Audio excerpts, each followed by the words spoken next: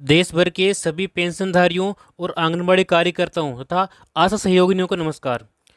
आप या आपके घर में कोई भी वृद्धावस्था, विधवा और विकलांग पेंशन ले रहा है या कोई भी आशा सहयोगिनी है या आंगनबाड़ी में कार्य कर रहे हैं तो आज का ये वीडियो साथियों आपके लिए बहुत ही खास और महत्वपूर्ण है, क्योंकि इसमें पेंशन को लेकर के और आंगनबाड़ी कार्यकर्ताओं को लेकर के बहुत ही खास एक महत्वपूर्ण चर्चा यहाँ पर की गई है। देखिए, पहले अपन बात करेंगे पेंशन को लेकर के। तो देखिए साथियों, सबसे पहले आंध्र प्रदेश में जो पेंशन है वो अगस्त की पेंशन यहाँ पे जारी कर दी गई है। देखिए, आंध्र प्रदेश से इस समय अगस्त महीने की जो पेंशन है उसको लेकर के सबसे मजबूत अपडेट सामने आ रहा है। जी हाँ साथियों, आंध्र प्रदेश की एनटीआर भरोसा पेंशन स्कीम के सरकारी पोर्टल पर अगस्त 2026 की जो पेंशन है उस पेंशन का डिस्ट्रीब्यूशमेंट यानी कि भुगतान यहाँ पर दिखाई दे रहा है। और साथ ही सरकारी पोर्टल पर पेंशन रिलीज्ड और पेंशन डिस्ब्यूर्स्ड दोनों ही की जानकारी यहाँ पर दिखाई जाती है, यानी कि सरकार की ओर से पेंशन जारी करने और लाभार्थियों तक राशि पहुँचाने की जो प्रक्रिया है वो यहाँ पर चल रही है। इसके अलावा अगर आप आंध्र प्रदेश के वृद्ध, विधवा या विकलांग पेंशनधारी हैं और अगस्त की पेंशन अभी तक आपके खाते में नहीं आई है तो साथियों घबराने की कोई भी यहाँ पे आवश्यकता नहीं है। जिनका भुगतान अभी बाकी है उन्हें भी भुगतान प्रक्रिया पूरी होने के अगले कुछ दिनों में राशि मिल सकती है, बशर्ते कि उनका जो रिकॉर्ड है और बैंक खाता तथा डीबीटी और जरूरी सत्यापन में कोई भी समस्या न हो। इसके अलावा एनटीआर भरोसा में किसको कितनी पेंशन मिलती है, देखिए अब सबसे महत्वपूर्ण बात यह है। तो साथियों, आंध्र प्रदेश की एनटीआर जो भरोसा पेंशन है उस पेंशन स्कीम में जो राशि है उस प्रकार से मिलती है। जो वृद्धावस्था पेंशन है उसको 4,000 रुपये, विधवा पेंशन 4,000 रुपये और एकल महिला, इसके अलावा पात्र सामाजिक सुरक्षा श्रेणियों में जो भी आते हैं उनको भी 4,000 रुपये, जो दिव्यांगजन हैं उनको 6,000 रुपये और कुछ विशेष जो पूर्ण दिव्यांग श्रेणियों में आते हैं उनको 10,000 रुपये तक यहाँ पर पेंशन दी जाती है। इसके अलावा कुछ निर्धारित जो गंभीर बीमारी वाले जो लोग हैं उनको भी 10,000 रुपये पेंशन यहाँ पर सरकार की ओर से दी जाती है। यानी कि जिन श्रेणी के लिए जितनी राशि निर्धारित है उसी के अनुसार अगस्त महीने की जो पेंशन साथियों वो जारी की जा रही है। और सरकारी पोर्टल पर अगस्त 2026 का जो भुगतान है वो डेटा भी यहाँ पे दिखाई दे रहा है। बात करते हैं मध्य प्रदेश की। देखिए साथियों, मध्य प्रदेश भुगतान अगस्त की पेंशन को लेकर की अपडेट। तो मध्य प्रदेश में सामाजिक सुरक्षा पेंशन योजनाओं के लाभार्थियों के लिए अगस्त महीने की भुगतान की जो प्रक्रिया है उसको लेकर के अपडेट सामने आया है। साथियों, वृद्ध, विधवा और दिव्यांग और साथ ही अन्य पात्र सामाजिक सुरक्षा पेंशनधारियों के लिए भुगतान की प्रक्रिया जो है वो वहाँ पर भी जारी है। साथ ही ई-केवाईसी और आधार से जुड़ी जानकारी को अपडेट रखना बेहद जरूरी है। इसीलिए मध्य प्रदेश के जो पेंशनधारी है उनको आधार, ई-केवाईसी जांचें, अपनी समग्र रिकॉर्ड जांचें, बैंक खाता चालू रखें और इसके अलावा डीबीटी की जो स्थिति है वो साथ यहाँ पर देखें। अगर किसी कारण से भुगतान रुका हुआ है तो सबसे पहले अपना रिकॉर्ड और बैंक की स्थिति आपको चेक करनी है। इसके अलावा लाडली बहना योजना की जो 39वीं किस्त साथियों वो 1,500 रुपये आने वाली है और रक्षाबंधन से पहले यहाँ पर सरकार की ओर से जारी होने की खबर यहाँ पे चल रही है। बात करते हैं बिहार को लेकर के साथियों, डीबीटी के माध्यम से भुगतान की जो प्रक्रिया है वो जारी हो रही है। बिहार में भी सामाजिक सुरक्षा पेंशन योजना का जो भुगतान है वो डीबीटी के माध्यम से किया जा रहा है। सरकारी जानकारी के अनुसार बड़ी संख्या में सामाजिक सुरक्षा पेंशनधारियों के खाते में राशि डीबीटी के माध्यम से ट्रांसफर की गई है। लेकिन आपको एक बात यहाँ पर ध्यान रखनी है, इसे अगस्त यानी कि 20 अगस्त की नई जो किस्त है वह कहकर पेश नहीं करना चाहिए, क्योंकि अलग अलग राज्यों में अलग अलग योजनाओं और महीनों का जो भुगतान साथियों वो अलग अलग प्रक्रिया के अनुसार होता है। इसीलिए अगर आप बिहार में पेंशन नहीं आती है अगर आपकी, तो साथियों बैंक खाता है उसको आप जांचें, डीबीटी की स्थिति देखें चालू है या नहीं है। इसके अलावा पेंशन पोर्टल पर पेमेंट का स्टेटस भी आप यहां पर नियमित रूप से देखते रहें। अब बात करते हैं अपन राजस्थान को लेकर के। साथियों, राजस्थान पेंशन को लेकर नया सरकारी अपडेट। राजस्थान के पेंशनधारियों के लिए एक महत्वपूर्ण अपडेट यहां पर है।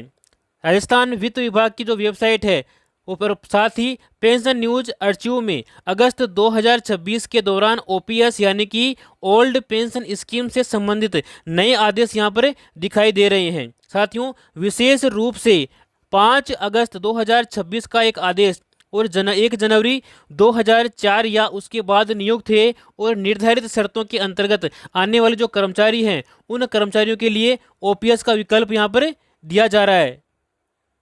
इसके साथ ही ईपीएफओ हायर पेंशन योजना, इनके लिए भी साथियों एक बड़ी अपडेट यहाँ पे निकल कर आ रही है। यह सामान्य वृद्धावस्था पेंशन से अलग है, लेकिन ईपीएस या फिर ईपीएफओ से जुड़े पेंशनर के लिए बहुत ही महत्वपूर्ण विषय है। हायर पेंशन का मतलब है कि पात्र सदस्य वास्तविक वेतन के आधार पर अधिक पेंशन पाने के विकल्प से जुड़े मामलों में लाभ प्राप्त कर सकते हैं।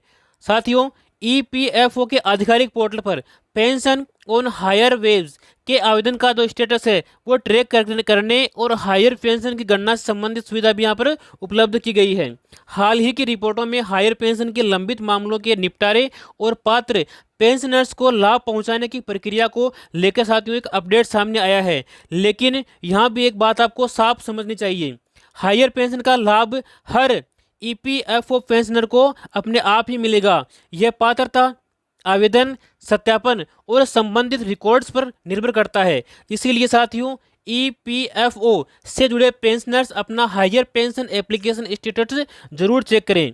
इसके अलावा बैंक पेंशनर्स, देखिए साथियों, बैंक पेंशनर्स अगस्त से महंगाई की राहत का अपडेट। अब बात उन लोगों की जो पेंशन कर्मचारी या बैंक पेंशनर है। इसके लिए अगस्त 2026 से जनवरी 2027 की जो अवधि है उस अवधि की डियरनेस रिलीफ यानी कि महंगाई राहत से संबंधित अपडेट यहाँ पे महत्वपूर्ण है। यह सामान्य वृद्धावस्था या विधवा पेंशन नहीं है, यह बैंक कर्मचारियों की और बैंक पेंशनर से संबंधित है। साथियों, अलग अलग रिटायरमेंट अवधि और लागू नियमों के अनुसार डियरनेस रिलीफ की जो दर है वह अलग अलग हो सकती है। इसीलिए अगर आपके घर में भी कोई बैंक पेंशनर है तो उसके लिए ये अपडेट महत्वपूर्ण है। लेकिन सामान्य, वृद्ध, विधवा और दिव्यांग सामाजिक सुरक्षा पेंशन धारियों को इस आदेश को अपने पेंशन का आदेश नहीं समझना चाहिए। अब देखिए साथियों, एपीएस 95 ये जो पेंशनधारी है वो मांग कर रही है 7,500 पेंशन की, कि हमें प्रत्येक माह 7,500 रुपये की पेंशन हमें मिलनी चाहिए। साथियों, ईपीएस 95 पेंशन की जो न्यूनतम राशि है वह 1,000 रुपये है और पेंशनर इसे बढ़ा करके 7,500 रुपये करने की मांग यहाँ पर कर रहे हैं। हाल ही में इस मांग को लेकर के प्रदर्शन भी हुआ है और 17 अगस्त को भारतीय मजदूर संघ द्वारा देशव्यापी प्रदर्शन का आह्वान भी किया गया है और ये प्रदर्शन भी किया गया है। इसके साथियों, लेकिन आपको एक बात यहाँ पे ध्यान देनी है, 7,500 की जो पेंशन है वह अभी लागू नहीं हुई है, यह केवल एक पेंशनर की मांग है। तो साथियों, 7,500 रुपये मासिक पेंशन की मांग को लेकर के जो भारतीय मजदूर संघ है वह जंतर मंतर पर यहाँ पे धरना रखा है और 12 प्रमुख मांगे उनकी कौन कौन सी हैं उनके बारे में अपने यहाँ पे जानने वाले हैं। तो उनकी 12 प्रमुख मांगे देखिए, एक तो है ईपीएस 95 पेंशन जो है वो 7,500 रुपये न्यूनतम और वीडीए और आयुष्मान भारत से उसे जोड़ना। इसके अलावा ईएसआई सीमा 21,000 से बढ़ा करके 42,000 करना। इसके अलावा ईपीएफ सीमा जो है वो 15,000 से बढ़ा करके 30,000 रुपये करना। ग्रेचुएटी 15 दिन से 30 दिन का वेतन बिना किसी सीमा के न्यूनतम वेतन के लिए महंगाई आधारित वैज्ञानिक फॉर्मूला अपनाना। इसके अलावा स्कीम वर्कर्स, आंगनबाड़ी, आशा, मिड डे मील और एनएचएम आदि का जो मानदेय है वह बढ़ाना। समान काम का समान वेतन। साथियों, सभी संविदा और आउटसोर्स कर्मियों को वेतन चोरी करने वाले ठेकेदारों और मैन पावर एजेंसियों को कड़ी सजा दिलाना भी इनकी मांगों में एक प्रमुख रहा है। 5 दिवसीय बैंकिंग लागू करना और सरकारी सेवाओं में भी खाली जो पद है वो शीघ्र भरना। इसके अलावा भारतीय श्रम सम्मेलन तुरंत बुलाना और पुरानी जो पेंशन है उस पेंशन योजना जो ओपीआर पेंशन योजना है उसको बहाल करना, उसको पुनः एक बार लागू करना। इसके साथ ही डॉक्टर दीपेंद्र चाहर ने कहा है कि 1975 में शुरू हुई आंगनबाड़ी योजना को लगभग 50 साल यहाँ पे पूरे हो गए हैं और 1 करोड़ से अधिक स्कीम वर्कर्स रोज 10 से 12 घंटे काम करते हैं, लेकिन आज भी उन्हें नियमित कर्मचारी का दर्जा नहीं मिला है। साथियों, सरकार को इनके भविष्य पर तुरंत चर्चा करके भारत के अनुरूप नई नीति बनानी चाहिए। ये बात कही थी डॉक्टर दीपेंद्र चाहर जी के द्वारा। इसके अलावा मांग 8वां वेतन आयोग को लेकर के देखिए, 8वां वेतन आयोग पेंशन बढ़ाने की मांग यहाँ पे चल रही है। साथियों, पेंशन और फैमिली पेंशन की समीक्षा तथा संशोधन को शामिल करने की मांग भी यहाँ पर उठ रही है। इसमें शामिल कौन कौन है? एक तो केंद्रीय पेंशनर्स और एक है फैमिली पेंशनर्स, और पेंशनर संगठन इस विषय को लेकर के अपनी मांग उच्च कर रहे हैं।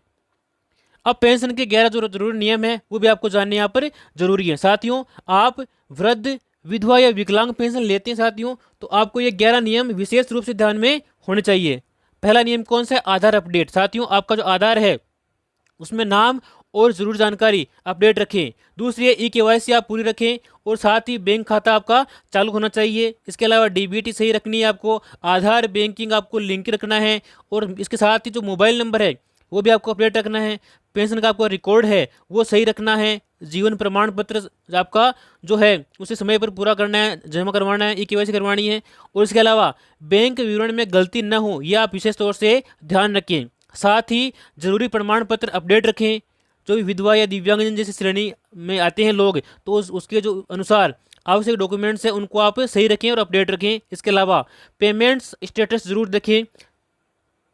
साथियों, 20 अगस्त से पहले आपको पेंशन मिलेगी। जी हाँ साथियों, अगर आपकी अगस्त महीने की जो पेंशन है वो अभी तक नहीं आई है तो केवल इस वजह से यह मत मानिए कि पेंशन बंद हो गई है। साथियों, से कई वजह हो सकती है, इसको अपने यहाँ पे देखते हैं। एक तो आपका बैंक खाता सही नहीं है, ये आपको सही रखना है। डीबीटी आपको चालू रखना है, सही रखना है। ई-केवाईसी पूरा करना है, और पेंशन का जो रिकॉर्ड है वो साथियों सक्रिय है आपका। तो साथियों, लंबित आपका जो भुगतान है वो आगे जारी हो सकता है। इसीलिए 20 अगस्त से 25 अगस्त से पहले, यानी कि 20 से 25 अगस्त के मध्य में आपको जो पैसा है वो आना संभव है। लेकिन किसी व्यक्ति के खाते में किसी तारीख को पेंशन आएगा, इसकी कोई भी यहाँ पे गारंटी नहीं ली जा रही है। साथियों, बिना उसके राज्य और पेमेंट स्टेटस देखिए यह आपको बात नहीं बताई जा सकती है। तो साथियों, उम्मीद है कि आपको जो पेंशन है वो 20 अगस्त तक आ जाएगी। आप चाहते हैं कि ऐसी जानकारी हमें आगे मिलती रहे तो आप इस चैनल को सब्सक्राइब करें, और इस वीडियो को अपने सभी पेंशन लेने वाले भाई बंधुओं और जो भी आशा सहयोगिनी हैं उनके साथ शेयर करें। मिलते हैं अपने अगली वीडियो में, तब तक के लिए जय हिंद, जय भारत।